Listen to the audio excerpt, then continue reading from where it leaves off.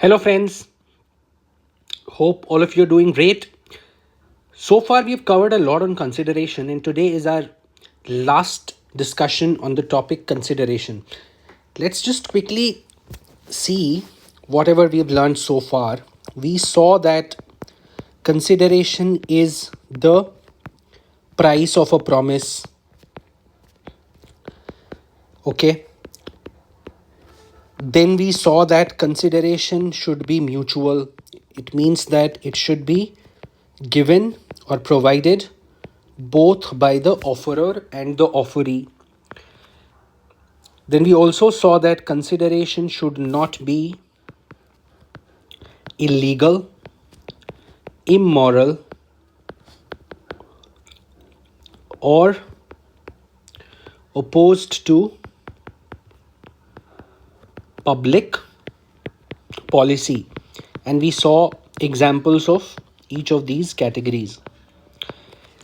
Then we talked about the fact that consideration should be provided at the desire of the offerer, or consideration should flow at the desire of the offerer or promiser. All right. And lastly, we saw that consideration can be given by a third party also. Basically, somebody who is not a party to the agreement. Or in other words, a stranger can also provide consideration. Today we will talk about a very interesting thing, which is that consideration can be past consideration, future consideration, or present consideration. I know it sounds technical, but let's break it down. All right. We know that consideration is price of a promise. In other words, let us make this even simpler. All right. You know that whenever somebody makes an offer, that person makes a promise to do something. All right. Promise to do something or not to do something. That is what an offerer does when he makes a promise. So let's write it down. Whenever an offer is made, the offerer promises to do something. Also, the other party, the offeree also promises to do something, because we know that an agreement is a mutual exchange of promises where both the parties promise to do something. This is very clear, right? And that is why we use the term agreement. Both the parties promise to do something. All right. This happens in every agreement. Promise to do something. And hence I wrote that the offerer promises to do something and the offeree also promises to do something. All right. Now, when you say promise to do something, focus on this phrase, promise to do something. This to do something is actually consideration. All right. If you just make a promise without doing anything, that is not a consideration. All right. For example, let's say A and B. A offers to B that I can sell you this pen for rupees 10. Let's say B says, okay, I will buy your pen. But B does not offer to give rupees 10. Is this a valid agreement? Is this a valid consideration provided by B? The answer is no. Because while B has accepted A's proposal, B has not promised to provide rupees 10. B was supposed to provide rupees 10 to A, which B has not done. B has only agreed to buy without offering the price. Hence, this consideration, there's no consideration being given by B in this case, and therefore there is no agreement. All right. And that is why we say whenever a party promises to do something, this to do something is actually the consideration. All right. Now, please pay close attention. To do something is called consideration to be provided by that party. All right. Consideration is simply this, nothing else. And let's take one more example. Again, A and B example, where A offers to sell his pen to B at rupees 10. All right. What is A is promising to? What is A promising to do? A is promising to sell the pen. All right. To sell the pen. What is B promising? B is promising to pay rupees 10 for the pen. All right. And therefore we say promise to do something. Here promise is to sell the pen. Therefore this is A's consideration. Consideration to be provided by A is whatever he has promised to do, and he has promised to sell the pen. Consideration to be given by B is rupees 10 because B has promised to give rupees 10. And that is why in the previous example, when we saw that B has accepted A's proposal to buy the pen, okay, so B has promised to buy the pen, but B has not promised to pay rupees 10. And the consideration is to do something. Here B had to pay rupees 10. Since he did not pay rupees 10, therefore there was no consideration on the part of B, and therefore no agreement. So whenever somebody asks you what is consideration, you only have to say that in an agreement, both the parties, offerer and the offeree, promise to do something for each other. All right. Now this phrase to do something, what has a particular party promised to do, that activity will be the consideration, or that act will be the consideration to be provided by that party. All right. And remember this pen example. Now, when we know this, that consideration is to do something. Now, some of you might be thinking, when do you need to do something? Do you need to do something in the present or in the past, or can it be done in the future? And that is what we are going to focus on today. Present, past, future. And let's understand each of these categories with the help of examples. We will firstly discuss present. Here we are talking about present tense. Things happening in the present. All right. Now, A and B example, same A and B example, the pen example. A offers to sell the pen to B, and B agrees to pay rupees 10 for the pen. Isn't it happening? Isn't the promise being performed in the present? So A has promised to sell the pen. When? Now. When is A going to sell the pen? He is going to sell the pen now. Okay. He is not saying that I will sell the pen to you after a month. He is saying I will sell the pen to you now, today. Okay. And when is B promising to pay the money? B is also promising to pay the money immediately. So is the consideration being exchanged in the present? Question that you will need to ask. Is the consideration being exchanged by both the parties in the present? The answer is yes.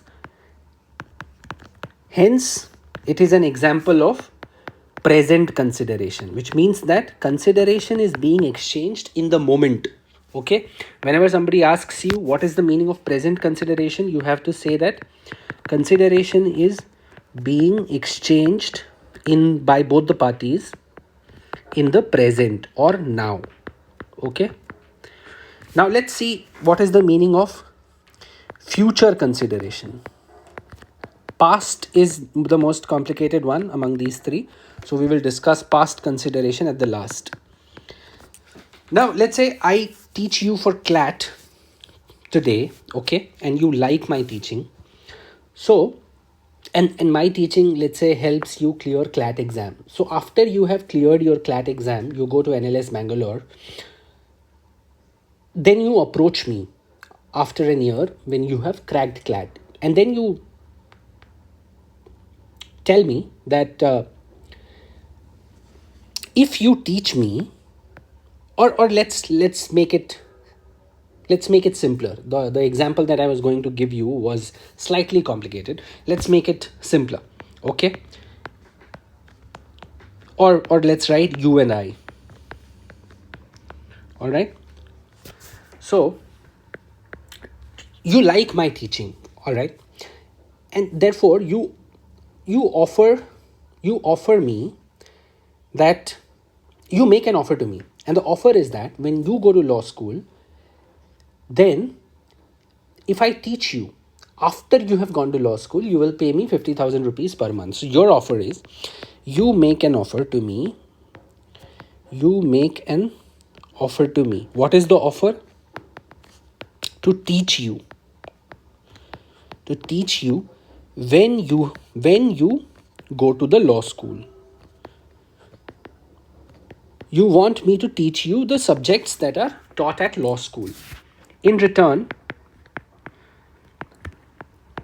you promise to pay me rupees 50,000 per month. All right. Now we saw that consideration is basically to do something. All right. So let's figure out what is the consideration that is being exchanged here. Consideration by you. What is the consideration on your part? What are you promising to do? You are promising to pay rupees 50,000 per month, correct? What is my consideration that I have to provide to you? It is to teach you, correct? Question: when is this consideration going to be exchanged? We know that consideration needs to be exchanged between both the parties. Question is, when is this consideration going to be exchanged? Is it going to be exchanged in the present, today? Are you going to pay me 50,000 rupees today? Or am I going to teach you the law subjects today? The answer is no. When am I going to teach you? The answer is after you have gone to the law school. And when are you supposed to pay me? Again, the answer is after you have gone to law school and after I have taught you. So the answer is simple. When is this consideration going to be exchanged? In the future. And it is called future consideration. Law says even future consideration is valid. So both the parties can agree to do something in the future. That is what it simply means. Okay. So even if the consideration is going to be exchanged in the future, that is a valid consideration, and nobody can say that a future consideration makes a consideration invalid. That will be wrong. All right. So we've seen two categories. One, present consideration. Second, future consideration. Both types of consideration are valid forms of consideration. Now, last type is past consideration. Slightly tricky, but let's crack this one as well. So again, let's take your and mine example. All right. So today I teach you for free. I don't even know you. Okay. But let's say my teaching helps you clear your CLAT exam and you get a top 5 rank, or you become all India rank 1. okay, when you give CLAT 2027. You're so happy that you promise to pay me for my teaching, all right? You tell me that it is because of you that I've been able to get rank 1, and therefore I want to pay you for whatever you have taught me in the last 1 year. So you promise to pay me rupees 50,000 for the for my teaching in the last 1 year, all right? So in 2026, entire 2026, I taught you, all right? There was no agreement between you and I. Please focus on this aspect. When I am teaching you today, there is no agreement between you and me. I don't even know you, all right? I've never made an offer to you, and neither have you accepted. Since there's no offer, there's no question of acceptance at your end. I've not made any offer to you. I'm teaching you for free. All right. So in 2026, entire 2026, I teach you without there being an agreement between the two of us. But after you clear your CLAT exam, you promise to pay me for my teaching in 2026. Whatever I did in 2026, you promise to pay me for that. It means that you are promising to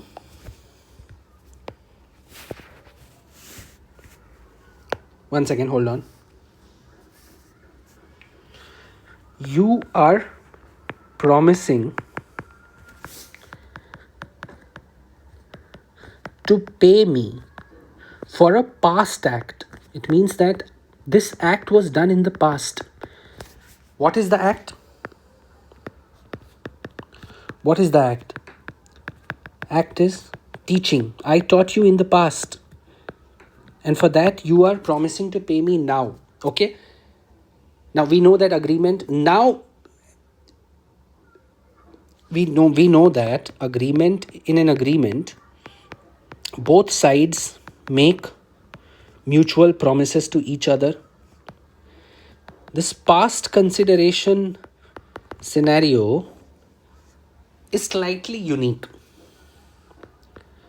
because, as I told you, when I taught you in 2026, there was no agreement between the two of us. No agreement. Neither you nor I made mutual promises to each other. All right?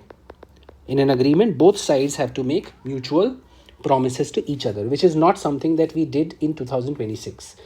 But after you cleared your CLAT exam, then you make a promise. Okay?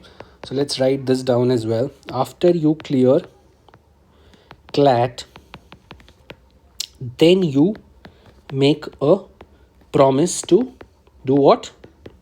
To pay me for my past act. So what is the promise by you? To pay me.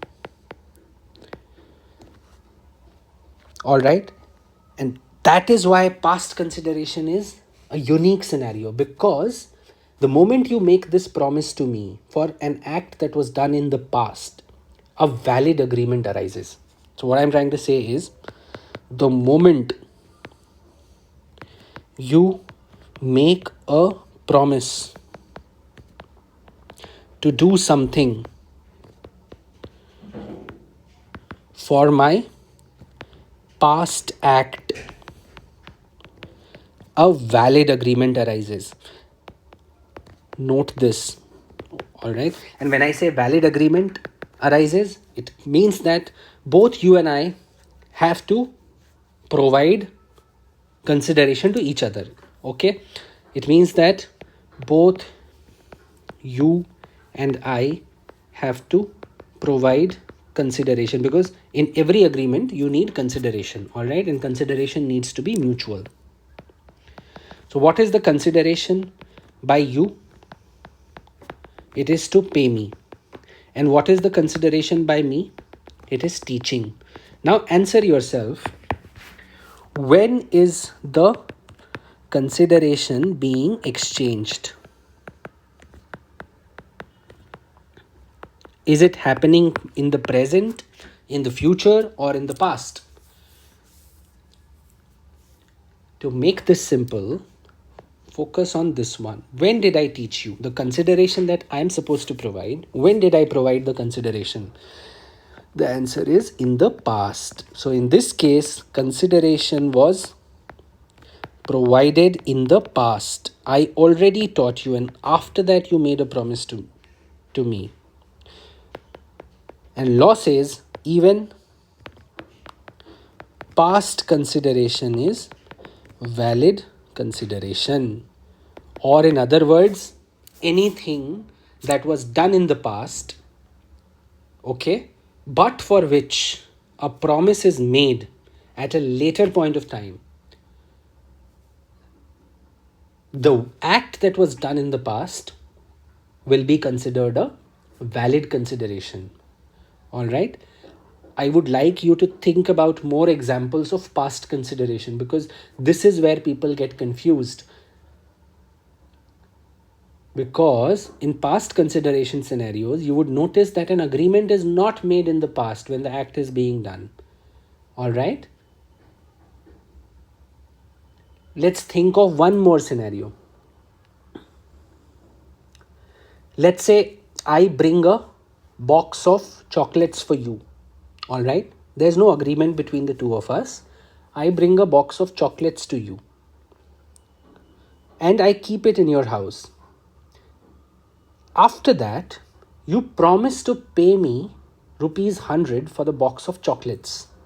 Question: is the consideration in this scenario, the consideration to be provided by me, an example of past consideration, present consideration, or future consideration? When you think about it, you would know that when the act was done, what is the act? To bring the box of chocolates. There was no agreement between the two of us. All right. I brought it to you on my own. You never asked me to bring the box of chocolates. But after I did this act, or after I brought the chocolates to you, that is when you promised to pay me for the box of chocolates. And as I said, the moment you made this promise, a valid agreement arises at that point of time. Okay? And whenever there's an agreement, we know that there is mutual consideration. In this scenario, the consideration on my part is to bring a box of chocolates. Question is, when did I bring the box of chocolates? Answer is, I brought the box of chocolates even before the agreement arose. And that is why it is an example of past consideration. Okay, so you can note one more thing. In past consideration, consideration is offered or provided even before the agreement arose, which means that even before there was an offer, even before there was an acceptance, the act has been done. All right. Or you can make it even simpler. Even before there is an offer. All right. So before an offer itself, the act is done. Okay. So this brings an end to our discussion on consideration. And by now we have covered offer, acceptance, and consideration. And now we are in a position to understand the meaning of agreement. If you remember, that is how we started our discussion. Our first class, when I told you the difference between an agreement and a contract. So we are going in a backward direction. Firstly, we saw a brief definition of what is a contract, when I told you that a contract is an agreement which is enforceable by law. Then we tried to understand the meaning of agreement. And then I told you that agreement is nothing but a combination of offer plus acceptance plus consideration. And then we looked at each of these elements, offer, acceptance, and consideration in detail. All right. So before we start our discussion on agreement and then contract, I would want you to revise these three elements so that you understand everything that is taught from tomorrow. All right. And if you have any questions, please feel free to comment. And thank you for your time. Thank you so much.